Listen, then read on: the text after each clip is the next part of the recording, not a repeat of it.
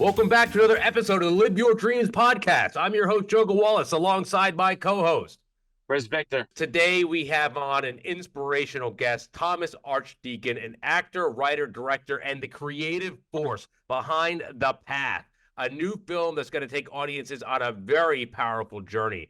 The Path actually had its theatrical premiere September 12th in New Jersey and September 19th in Beverly Hills, and had its digital release September 24th on all major streaming TVOD platforms like Vudu, Amazon, Apple TV, iTunes, as well on demand through cable and satellite services across the U.S. and Canada. I mean, very, very impressive. But what's even more interesting is Tom's back journey and his story into the path of filmmaking. Because I read about Thomas that his filmmaking journey may have began in a bar fight. I'm telling you, this is an incredibly interesting individual, an amazing guy, and an amazing filmmaker. Tom, thank you so much for coming on to the show. Yeah, thanks for having me. No, really, man. Your film. I finished watching it a little while ago. Loved the movie. Really, thank you guys for sending it over. I love what you did with it. We're going to get into the path, but so our audience always wants to learn more. Like I said, Tom, the Live Your Dreams podcast are about inspiring other up and coming young filmmakers, entrepreneurs about following their dreams. And you're somebody who started following a dream. You kind of took a really interesting path on getting set into this direction. We'd love to hear a little bit about your backstory. True. All right. Yeah. Well, first of all, for all those young people who want to be inspired, don't do what I do. Do better. I think honestly, they say you learn from your mistakes. I've made thousands of them, like just but I think it even begins. Tell me if I go off too No, please. I mean, I was just like, and God love my parents. I was just a dreamer as a kid, right? I was always living in like fantasy land. I was like, I'm gonna do this, I'm gonna do that, I'm gonna do that. Like whatever film I watched, the next day I was gonna be that guy. Like, if I watched Rocky, I woke up in the morning and started eating raw eggs and running like, I'm gonna be a boxer. So it took like a long time for me to realize that I didn't want to be a boxer on this day or the war hero on the next day or the lover on the next day. I think I wanted to be the actor. I just didn't see through, like see the forest for the trees. Yes. And then it was that kind of fateful moments, and this sounds really like unintelligent. But look, I hung out with like a rough crowd when I was 19, 20 years old. A bunch of tough guys, two of them also named Tom, Paul, Danny. They all know who I'm talking about, and we would go out and get in trouble, and we weren't bad kids, we were just I don't know what you would call us, edgy, you got to do your own thing. You didn't follow every rule, but you weren't out there causing too much trouble. Just kind of exactly. Yeah. So one night we're out at a bar drinking, and then we've been in many a fight. This night though happened to be like an epic one. Where I remember, like, no exaggeration, fighting with a guy who was like twice my size, and we rolled out the door onto the sidewalk right by the curb, and I think I was about to get killed by this guy when the police car just like rolled up, and like I looked up and the bumper was like right here. Oh, wow. Like, yeah. That was like a shot out of a movie. And we all went in, and it's the usual, like, what are you guys doing? And no one got in any real trouble. But I know that cop had seen that this had happened a couple of times prior with me, and he's like, "What's going on with you? What are you doing?" I said, I told him the old like, "Oh, it's not me, it's them. It's always them." Yeah. And he said to me, he's like, I don't know, he was just a really nice guy. I don't know where he got this insight, but I don't know what it means to look like an actor, but he goes, you look like an actor. He's like, you're going to mess up your face. He's like, instead of like doing this on the street for whatever attention you're trying to get, he's like, why don't you go and try to do that? And I was like, that's when the bell went off. Yeah. I'm like, that sounds like what I actually always wanted to do and fantasized about, but never pursued it. And then from there began, a pretty standard journey of training and sweaty basement theaters and everything that comes with it, and that's where I really began to make my mistakes. I always tried to do something somebody else wasn't, instead of just doing what you're supposed to do to make it you know, in this business. And I mean, silly stuff. I remember sending a Christmas tree over to a casting director's office. Wow. Every ornament on the tree was me. Like, No way. just That's great. dumb. Fantastic. I love it. But I was creative. Bold I got choice. I ended up going into that office and them having like a good laugh about it. I did some other stuff with casting directors. I think I sent one money once. Like, whatever works, right? Trying to get in that door. Sure. Yeah. I was poor. I had Everything wrong, yeah. nothing.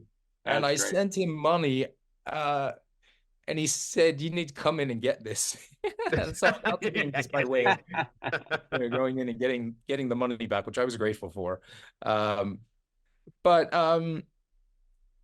after that, I did kind of figure it out, you know, and I started booking some off-Broadway stuff and then soap opera stuff.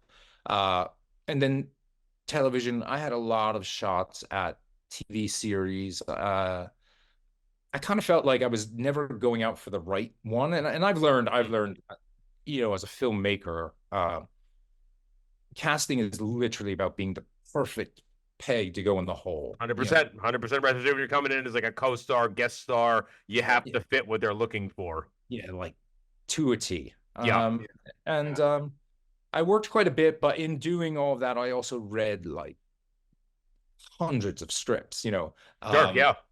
You know, because you would get the whole script if you're reading for a TV series, and I'd read it, and I remember some of them going, "Oh, that's really great," and a lot of them thinking, "Wow, you know, I don't know, I could do that," you know.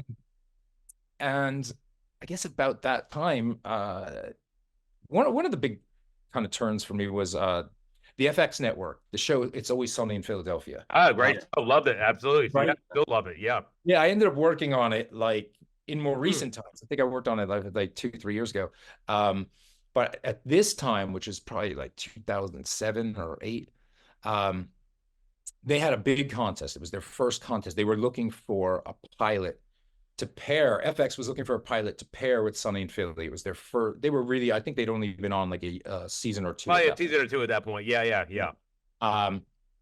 And they had like a pitch a pilot contest, and I got together with a few great guys in LA, and we wrote a pilot, and then shot like a 5-minute short, which was put up on FX's website. Yeah. Worldwide. And we won that contest, and we won the. That's great. Yeah. We got a pilot deal with FX. These really you know, nobodies. And once again, opportunity knocked, and I think, and they will agree, my buddies Darren, Rick, Danny, we did everything wrong. I mean, just everything. There you go. Yeah. And not in terms of art or creativity. No, sure. Yeah. We wrote a great pilot, went in with the pilot that won. And part of, at the time, FX's pitch was the landscape of television comedies changing from your typical 3-camera, you know, sitcom.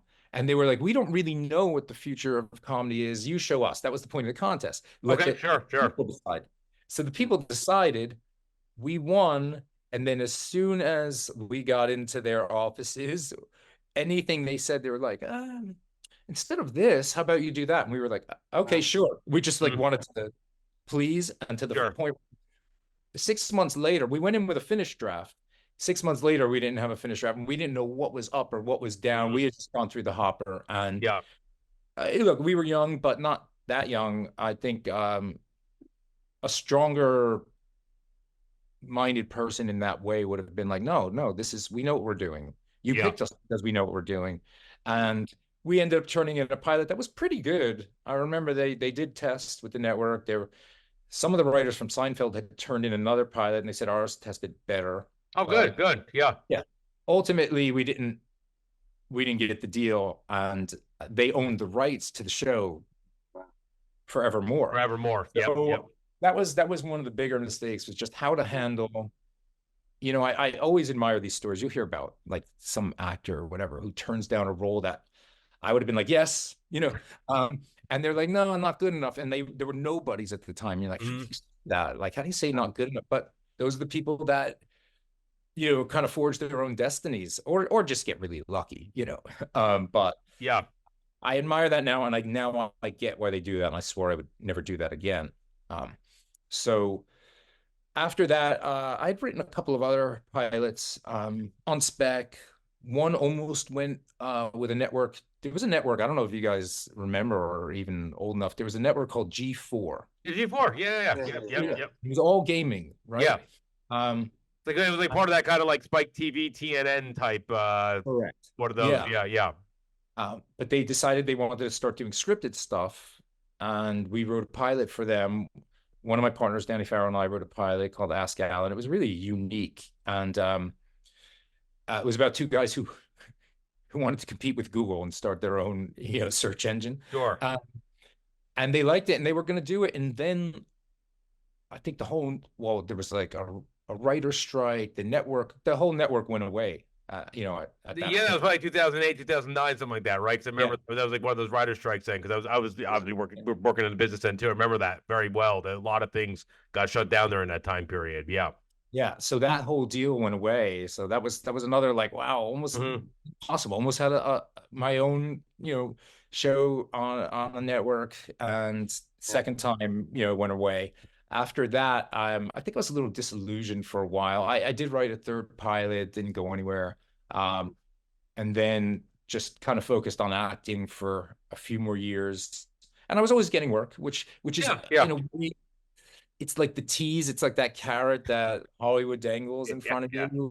Because you're like, oh, wait, no, this could still happen. And I should be in the game, right? That's it. Enough to keep feeding you. Yeah, and you get a paycheck, and you said it feels so great. It still does. Yeah, of course, every time, absolutely. Pension and health and medical. Yeah, right. Yeah. Important stuff. But then I got together with another guy, Rick Kartosh. We did a film called Walk a Mile, My Prada. So he had written the original story, and then we met different. We were trying to get other people to produce it, and they wanted to rewrite, and I ended up jumping in and doing a rewrite with them, and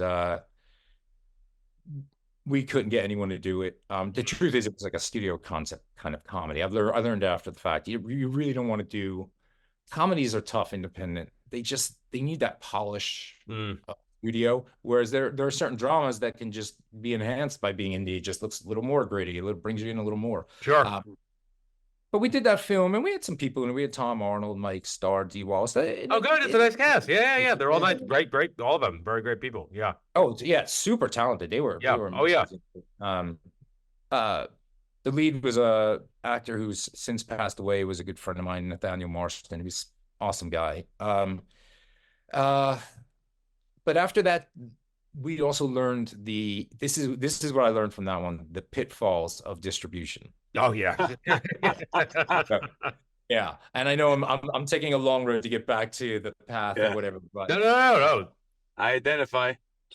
So yeah, it's funny. I have a really good friend of mine. His name is Gene Hess, really talented writer, and he was a filmmaker. And I met him when I first got to LA.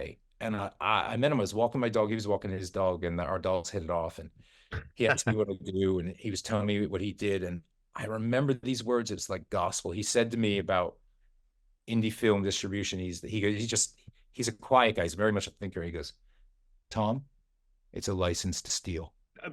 That's a very unique way of putting it, but he may not be that far off the mark right there.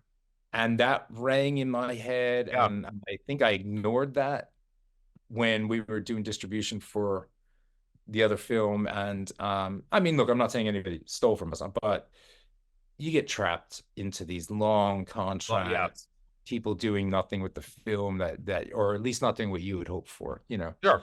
And that was something I swore I would avoid. So again, like now we're talking like a decade or 15 years have passed of me to this, how dense I am to learn these lessons of like, don't do stupid shit in casting offices. Oh, sorry. I said that.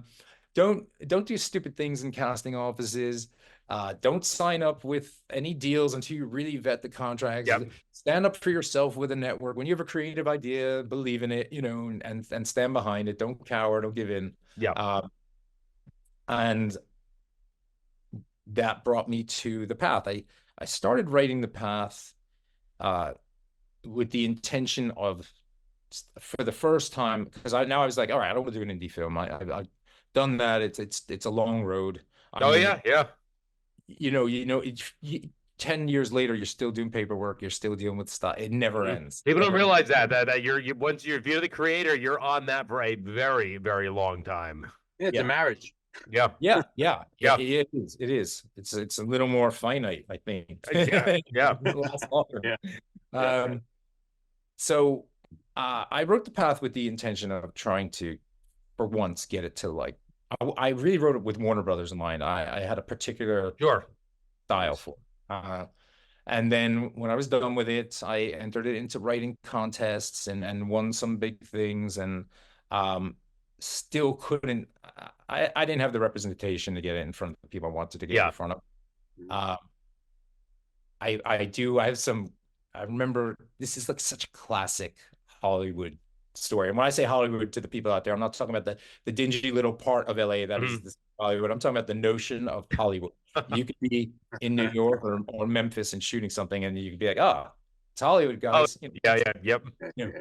I was trying to make that distinction because when I see people that have gone to Hollywood to sightsee, I'm like, why are you here? Oh yeah, I agree. But look, always beautiful, and I hope everybody that lives there always enjoys. But I know what you mean. If you actually have been there, people will know exactly what you're talking about. Yeah. So for the rest of the purposes of the podcast and my life, when I say Hollywood, I mean the business. The business. Yeah. Hooray for Hollywood. Yeah.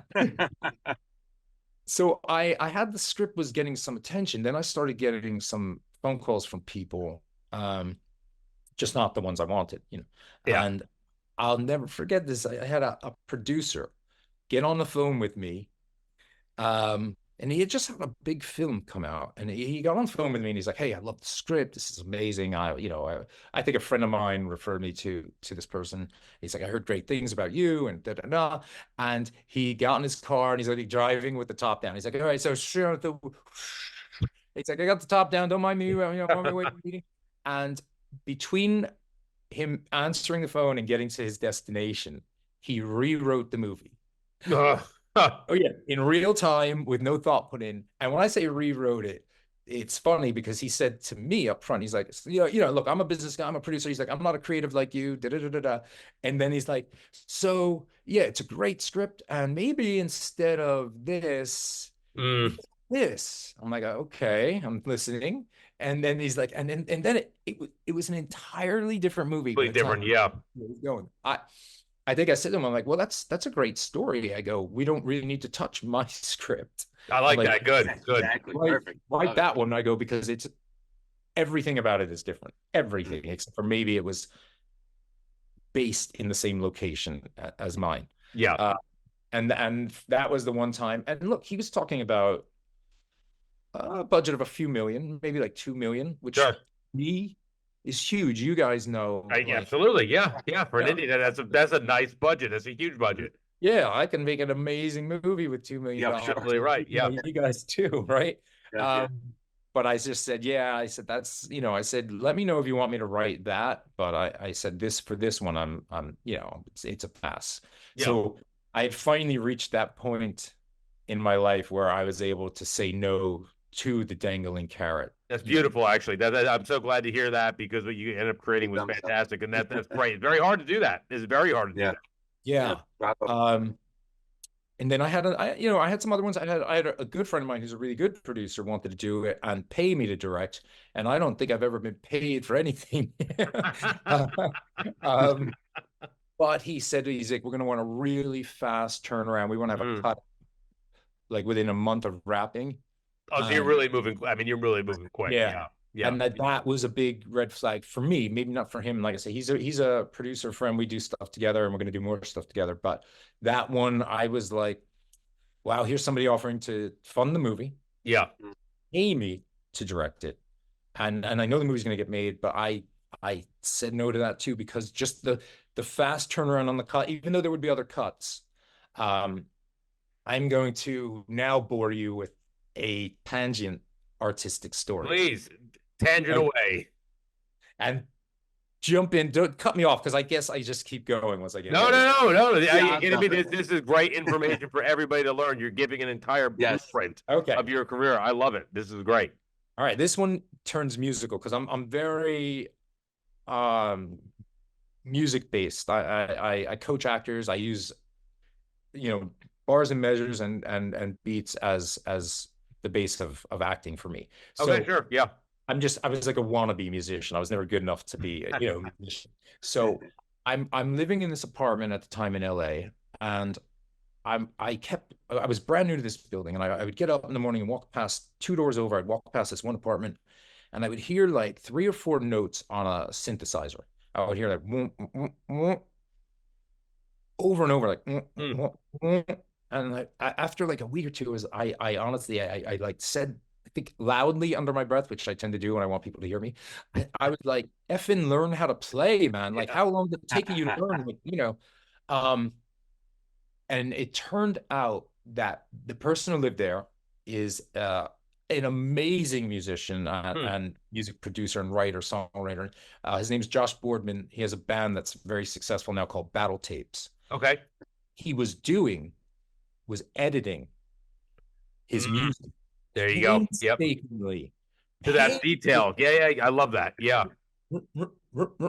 And when he played me his CD, and this is probably the opposite of what you're gonna think. Like, I've heard a lot of indie bands, give me their demo, friends and whatnot. They're all good, almost all of them, unless they're delusional, and you're like, wait, what? Yeah. But they're always missing that something that you get from major bands and major labels. Yeah, and that next level up there. Yeah. And I was like, every song is up there at that level we're talking about. And I realized, yes, he's super talented writer and performer and whatnot, and he did all the instruments on it at the time.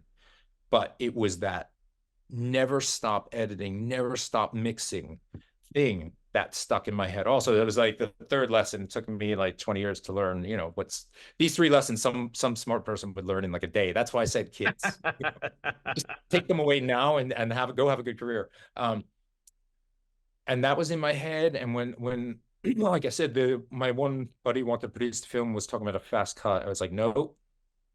So all this leads me to, I already had a producing partner, Brian Arnott. We started a company called False Pictures, and we had done products together, and we're prospecting other things. And Brian and I just decided to, sorry, there's a dog howling in the background. Out here. Brian and I decided to make the film independently once and for all, because it wasn't a long time of sifting through these people, but it was enough. It was enough to say, look, if Warner Brothers isn't going to make it, I'm going to make it. And I love that. And I'm not going to answer to anyone or cave in any way, shape, or form. So, well, I caved in a lot of ways because we had a really small budget. But that's not really caving. That's just is what it is. You gave yourself the freedom to do what you wanted to tell your story. That's I would say that's not a cave at all. You decided not to go in this route, and you actually stepped up. That takes a lot of guts, determination, really incredible moxie and everything what you created. That's fantastic. That's a great thing. Thank you. So Brian set out to raising the funds, and he got some of the best investors you could ever imagine. Part of me wants to shout out to them and say their names, and the other part of me is like, oh, they're going to be inundated with people going, hey, I would say let's probably not do that. I would say just give them a nice thumbs up, because you will get a lot of calls to them very quickly. So that's well, you guys know who I'm talking about. Yes, those are amazing. So these guys came in with enthusiasm and patience, which is so rare from an investor. Infinite patience. Never once throughout the editing and the search for distribution, because we took our time because I wasn't going to fall into any traps. Sure. They never once said like, hey, what's going on? Where are we at? When is this thing going to see the light of day? They just waited. I mean, of course we sent them updates, and I hate when people keep people in the dark. I have a rule. I never wait for the phone call to come to you, Yes. But Yeah, I just, if somebody calls you up and says, like, hey, where's my check? Then you've done something You did wrong. something wrong. Yeah, that's a bad sign. Yep, yep. Yeah, I never want to be that guy. So he got the funding together. It was humble. We did what we could. And then we set out to make a film based on that budget. That makes sense. I like it. That's incredibly talking about independent filmmaking. That's fantastic. Absolutely. But what other choice do you have? I know a lot of people will take a script and break it down and budget it and go, this is the budget we need. I honestly think that's useless. What does that do for you? Unless you have the money tree behind you that's just giving you that amount of money, that's not going to help you. What can you do with what you have? Exactly right. Absolutely. I think the only way for an indie filmmaker to budget a script or a film, is to find out what you can get and then start with that number and break it down. I'm going to allocate this much for this department, that department.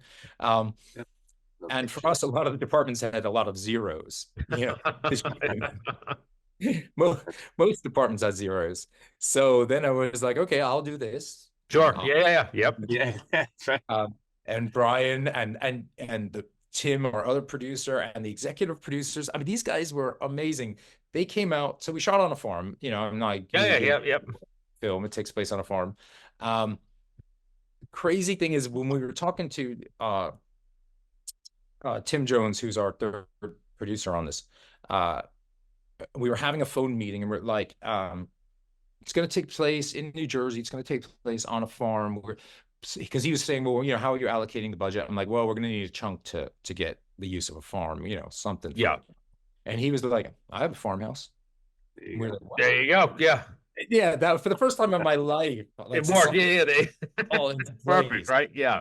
And it became like that all the way down the line with Tim. Because that farmhouse it's in the middle of suburbia. It's surrounded by high-end suburban homes, and he lived about a mile away, but that was an investment property of his where they stable horses and okay, sure. Yeah, and I think just like a little getaway for him. So now we got the location, which was like the biggest piece of that puzzle. Sure. And we moved on to probably simultaneously like cast and crew. And then you start reaching out to people, you're like, okay, who can come run this camera for next to nothing, Sure. And we got a guy, Chris Hewitson, to come be the DP, and he knew the camera we were shooting on, but wasn't really a DP. I think he had done like one short film, but that's the way I was working with the I guess the mindset of how I wanted people to treat me when I was new to this business is like, hey, you haven't done a lot, but you seem solid. Let's try it out. But you give them good opportunities to people there too. That's fantastic. Yeah. Growing the business. So a lot of people are like, why are you going that way? The DP is like the most important thing. And I just said, I have a good feeling we'll make it work. That's my attitude. And we did. And then we put out ads for, we had no money in the budget for like a team of PAs. We put out an ad for PAs. I think we could afford one. We got two, you know?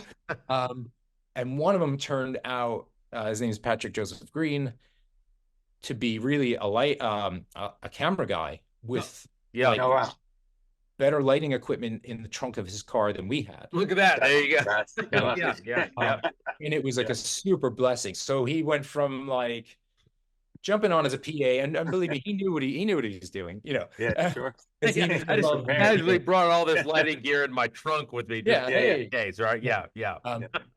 To first, AC assistant camera, and then at one point Chris had to drop off the project and Patrick came on and took over as DP. Oh wow. Oh yeah. And now we have a shared DP credit. So yeah, he went in that back door and was boop right up to our man. That's the way to do it. He got lucky because he came prepared. Yep. Yeah. Once again, some luck. We had some luck there.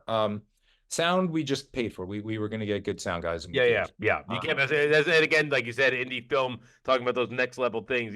Bad sound is the first thing I think anybody notices. I don't care if you know the movie business.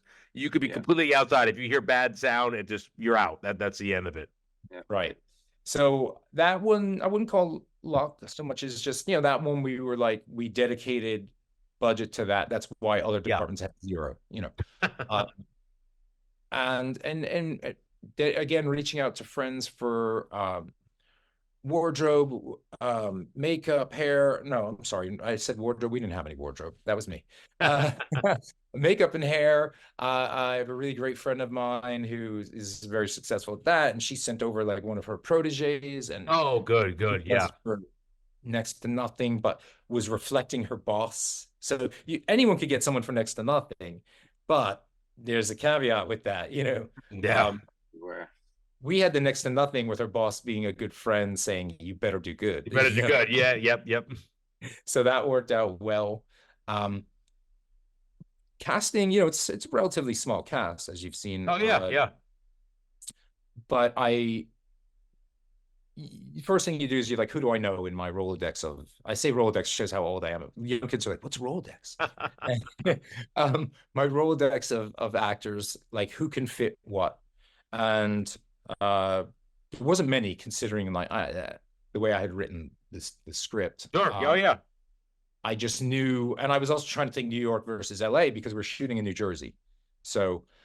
The story is written about New Jersey, takes place in New Jersey. Yep. We want to shoot it in New Jersey. And so that meant New York actors. And one of them, who's a great actor and a great friend, is Tuffy Questel, who played the priest, Father Taylor. Okay, yep. And I made that work. I mean, he made that work, but I'm that was like, okay, he's going to be Father Taylor if he wants to. And he luckily he said yes. Sure. Oh, yeah. I had really no one else there. I had written a role. It was funny. I wrote the role of the deputy, deputy villain, before an actor friend of mine who I'd worked with prior, and he's blown up since. So Alex McNichol, who is in the beginning of the movie, that opening scene in the palace, he's the lead guy, character of Paul. I wrote No, I'm sorry. Did I write the deputy for him or Billy McLaughlin? See, I don't remember, but I wrote him. Sure, no, that's all right. Yeah, and he ended up having commitments and couldn't do it. So then we turned to casting. Tuffy is part of a company called River Red Casting. Okay. Run by Terrence Stanley and his wife Serena. And they put out the breakdowns in New York and started getting me tapes. And we got some great tapes. We got some bad ones. It's a low budget film that, you expect. And when I say bad, that's not putting down anyone's acting. No. I know what you mean. Yeah, it's not right for what you're looking for. Exactly. Just really, really off the mark. But we got some really great ones. And from that, we held in-person callbacks. And we got our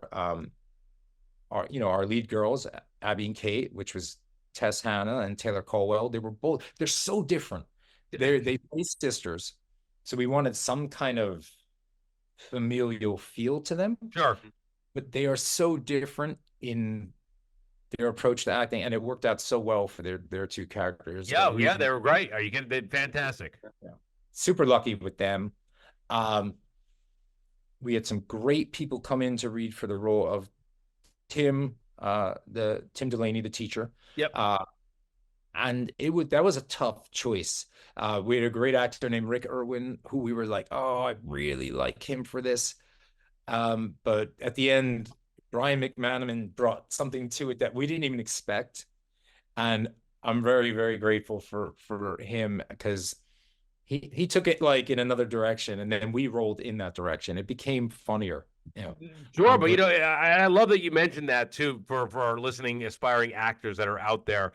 It doesn't mean you didn't do great in your audition if you didn't get the part, because like you just said, you mentioned a great actor that's coming in, you love what he was doing, but somebody else just gave a little bit something different that worked for that particular role. It doesn't mean the other actor wasn't fantastic. It would not have done a fantastic job, which again, like you said at the beginning, if you're just kind of haphazardly taking this business and not taking your destiny in your hands, you're just at the waiting of just, are you perfect? Like you said, that peg fitting in to fit that part. I'm so glad you said that again, because it really reiterates how to our listeners that it's not all the actors get discouraged. Not always them. That's the reason why they're not cast. No, yeah, it's not. It's almost never them. Yeah, You know, yeah. at least that's what I tell myself when I don't get 99.9% of the roles I audition No, for. you're absolutely right, and you're not going to. People don't realize that it's a tough business. I mean, you're mostly going to miss. But it is some good casting stories for actors out there, because look, everybody's different, but I guess coming from being an actor and I've had roles that were cut from films and the director would say to me like, "Hey, I'm going to make it up to you on the next one." Yeah. And I feel like there's some kind of guilt associated with that on their part, where they literally never see me again. Yeah. I'm like, what? You know, but Rick Irwin, who I just mentioned, this is a few years later. He and I were emailing the other day. I'm like, we're going to do something together. You know, Yeah. You know, and I mean it. Andrew Block, who plays Deputy Dillon. So, this is one of those stories. I mean, it's not like my film's some amazing, huge thing, but young actor, hungry, had already done some work. The breakdown went out, and I'm just going to speak to, people who don't know what a breakdown is. Sure. Yeah. Yep. When you're casting a role, you have a casting director. They put out a digital. There's a service called Breakdowns, and they submit their actors electronically to the casting office. It will get little pictures, and they're real digitally attached, and we sift through those to pick who's going to audition. The way the business works, as you know, a casting office usually opens up around 10 a.m. Yeah. And I don't know what time they'll start making phone calls to pick people and send, back to their agents like, hey, we'd like to see this person, we'd like to see that person. But Andrew Block saw the breakdown. I think it came out at like 7 a.m. So I think it was maybe scheduled the night before. So casting office isn't even open yet. And I get an email from him directly. He, because again, for the people who don't know, a breakdown lists the project, who's directing, producing, he looked me up, found my email, emailed me, and was like, hey, I really want to read for this. And I love that. I was like, you're already winning. You're 20. Yeah, you're taking that initiative. That's great. Yeah. And I said to him, I sent him the whole script, which typically doesn't happen anymore. Used to. Not really. No. Yeah. And I said, hey, get a jump on it. Read the script, pick out scenes, tape them, send them to me directly. And he did. In reality, like, he probably had like a 3-day head start on the other actors. Yeah. I often wonder, did I book him because I saw him first? I couldn't get anyone out of my mind, or was he the best? I think he was the best, though. I honestly, we still hadn't come to the in-person callbacks. Sure. Yeah. And after having everyone there to read for the deputy, it was like, and you saw the film. I think he's so great. He's great. Oh yeah, no. Again, well deserved, and it's fantastic that again. I think obviously his merit, and people will watch the film, and again, people get out there to see the path, but you'll see his performance. It's fantastic. But I think it's also great that you started formulating the character, and it goes to a testament to the actor. If he wasn't good, you wouldn't be thinking in your mind, let me stick with this character, let him be doing it. You'd be like, no, next, really quick. Right. It definitely goes to what he did, because he was fantastic. Yeah, he set the bar really high. It was almost but so I was so grateful for that. And I'm trying to think of other characters. David Lee Russick, who plays Alistair McLaughlin, sent in a self-tape sitting in a chair. I think he was working. I mean, he's an actor. He's an accomplished actor. But at the time, I think he was also working as a volunteer fireman, and he was in the firehouse and just turned his phone at him and did a reading so solid. I was like, booked, like, no callback. Got it. Yeah, there you go. Isn't that beautiful when you see something like that there's the connections that that's beautiful. Yeah. And same thing with George Walsh, who he read for Ed in the cafe, the diner and stuff. He was just so fantastic. Good. Yeah, and it was just like, boom, I don't even know. I hate to say the wrong thing, like a few years later, and have people be like, wait, what are you talking about? He might not have read. I might have watched his reels and been like, you got it from him. Yep. He's the guy. Yeah. And he was a beast in the really long, second scene. And not easy. Yeah. Just brought it. And then we had everyone else in a little role, like the teacher, Jennifer Cho, great, solid. And you know, it's not much of a moment. I need people in those little moments to come in and just be real, because you know, Yes. those ones that will come in and they can mess you up, you know. Yeah, you were smart to get actual, because a lot of times in an independent film, you'll see a very quick drop off, right? Yeah, I'm not knocking any independent films, but you'll see, like, instead of getting casting involved or actually auditioning actors for a role like that, they may just give it to like their second cousin, you know, and be like, well, you know, just go and take it. But that just takes you out of the film in 2 seconds. You see that a lot. Yeah. I swore I wouldn't do that, and that's we've been there, right? You're watching the film, Of course, yeah. boom. Sure. And then all of a sudden somebody's like, "Here's your drink, sir." Yeah, And you'll you're like, blow "Oh, what's going on here. Yeah. yeah, I'm just, You you be- yanked me right out." You better be seeing the first EP credit on that guy's name also, right? If you see No doubt. if you see something like that, but otherwise, it's like, come on, what are you doing there? And look, we had one of those. Yeah, no, it happens all the time. Yeah. Tim Jones, who's a full-blown producer on the film, said to me, he's like, "Yeah, I'd like to maybe try that role as the tow truck driver." Yeah. And I said to him point blank, I'm like, "Let's try it." I go, "If it doesn't work, I'm not using it. Yeah. Go with someone else." And honestly, he was perfect. He underplayed it. It was great. You know, That's the way you did it correctly. You know, we'll try it. If it doesn't work, there's no promises, right? If you do good, we're not hurting the film for it. But if you do good, we'll put it in. If not, no. Exactly. Yeah, that's it. That was the right approach to that. Absolutely. And his ego is so cool. He was like, yeah. I mean, he's so laid back. He's like, "Yeah, we'll try it. If it doesn't work, I'm with you." He wasn't going to put up a fight if I said, "Nah, it's not happening." No, I love that, because you really do have an incredible cast, and I didn't mean to cut you off there, Tom. I actually just got the signal. We only have a few minutes left. It's kind of nuts. We're talking 45 minutes right here, which is fantastic. I mean, really, it goes to say your journey has been something very special. Now, before we get going, love to just get into distribution of the path, and we want to make sure we're going to plug exactly where everybody can see this. We did at the beginning, because the movie's fantastic. Your story is fantastic. We would always love to have you back on again, just to go more into about you. I mean, you're a fantastic individual. Yes. Your story. I would love to do this. Yeah, no, absolutely. And by the way, this is my Charlie Harper mug. I don't know if you guys, or 2.5. I know exactly. I like it. Yeah, no, that's funny. That's fantastic. No, it is great. As like I said, I love the conversation everybody's having. But for our listeners now, you know, the path is something fantastic. And you mentioned the distribution route, and you have a great distribution. You're out there. You're on so many platforms. We'd love to hear more about where you can find it, kind of your path of going in that direction, and then kind of just a little bit before we get out of here. Yeah, I'm super fast about distribution, because I have to mention who we're working with. Of course, please. Yeah. Yep. Stonecutter Media, and this is another great story. 20 years ago, I was in an acting class in New York, and I maybe did a scene or something, partnered up with a guy. His name is Spiro Stamboulis, and I just liked him immediately. We just hit it off, had like kind of like a kindred, you know. But we went our separate ways in life, and both went to LA and back to New York and whatever. And somewhere we crossed roads again. I don't know, maybe around 2012, and I found out he had moved into distribution. He's still an actor, but he'd also moved into distribution. And like I said earlier, I was not going to settle for this. Of course, yeah, yep. And take chances. A friend of mine said, "Oh, you should talk to Spiro now. He's doing distribution." I was like, "What?" I got in touch with him.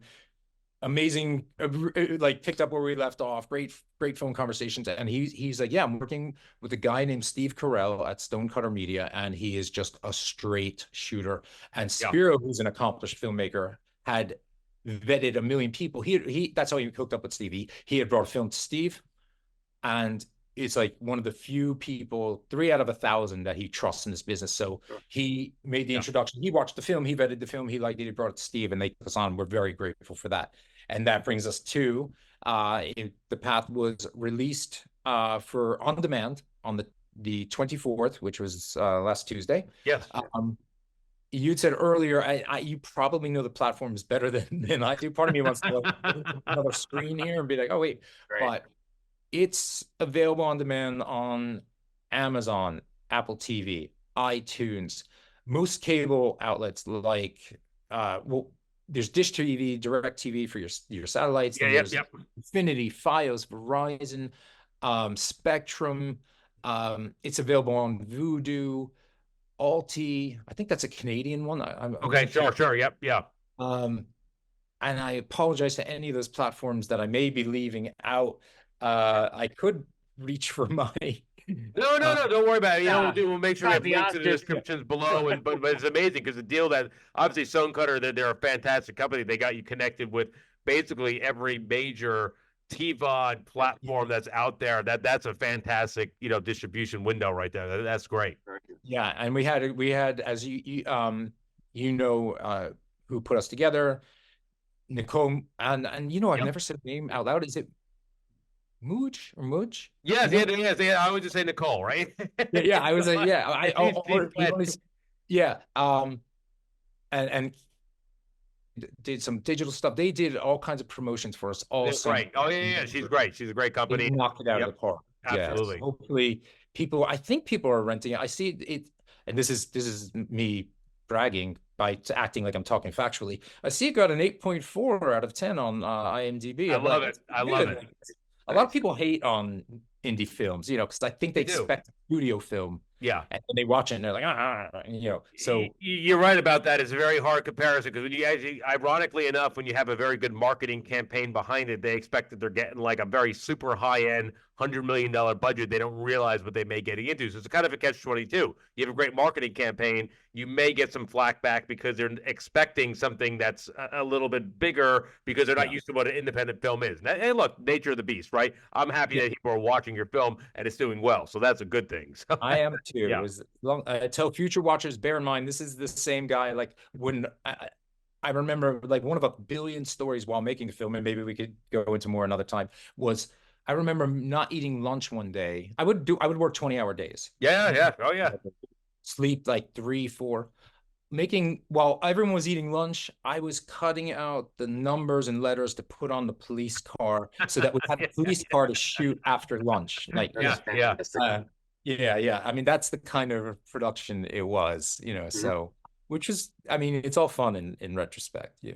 Tom, you're dedicated. You are a true artist. Your dedication to the craft is fantastic. I'm so glad you got to share the story. Again, we want to definitely have you back on, go more into just your life, what you're doing next, everything that's going on, because I mean, this is the episode. It was fantastic having you. We loved having you on there. Again, we want to remind everybody, it's The Path. Make sure we're going to have links in the description below. Like Tom said, everybody out there, you can find this on Amazon, iTunes, Vudu, every major on-demand, including Dish Network. You can check the links out online. It's a fantastic movie. Chris and I checked it out. And what's more incredible than just the movie itself is Tom, his individual journey, his passion for the craft is something all of us, especially aspiring filmmakers, entrepreneurs, these are the people we want to support. It's artists like this, people that are putting themselves on the line and dedicating 100% to their business and their craft that we want to support. Because if we don't support each other, why are we listening to things like this? And why are we in this business in the first place? Really, Tom, it was a pleasure to have you on board today. You're a fantastic individual. I hope you enjoyed your time on the show. I did. You guys, like I said, it's my first podcast ever, and not your last. You guys just made it so easy and conversational that I could just go on and on. You were a great interviewee, so you don't have any hesitation. Get on all those podcasts. Tell the world about your show. No, the only thing I want to add, when people look for The Path, it's look for The Path 2024. Okay.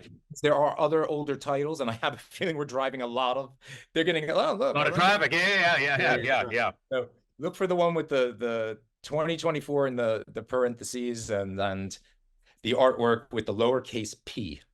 I love it. So make sure you're looking for the artwork, the lowercase p, The Path 2024. Tom, thank you so much again, always for the Live Your Dreams podcast. I'm Joe Gawalis. Chris Victor.